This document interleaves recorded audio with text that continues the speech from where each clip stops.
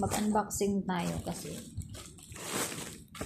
diba marami na tayong nararamdaman sa mga ano natin. Ano ba ito? Isang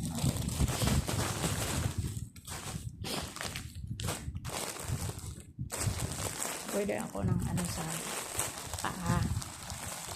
Ayan, parang same lang naman sila, pero yung isa kasi nito para sa yan yung order ko, para sa hita din siya pa, para sa hita at saka para sa ano, tuhod. Yan. Pero actually pa same lang naman sila, ay hindi iba pala ito yung isa. Ito yung para sa tuhod, tapos ito yung para sa hita. Yan. Diba? Kasi hindi nagka-cramps kasi yung ano ko, kaya umano ako sus Maria, kahaba pala talaga yung 3 meter. Sira na kasi yung charger ko, kaya umorder ako ng charger. Sus, ang haba niya, oy. Ano kasi ito, kasi ala, sobrang haba ng 3 meters.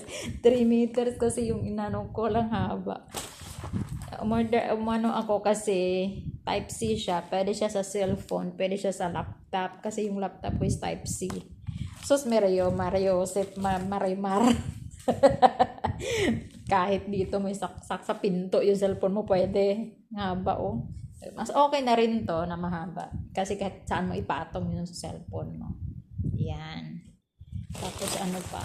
Ano pa ba itong isa? Ito, ang headset ata to eh. Sana yung ano. Headset ata to. Kasi yung headset ko, yung dalawang headset ko, ang gumagana, kanan lang. Hindi gumagana yung kaliwa. Buti nga, ano, kanan kasi, ano, yung kaliwa, walang ano, yung kanan, dun yung mic, kaya buti na yan. Yan, ang order ko. Ayan, yun lang. Thank you.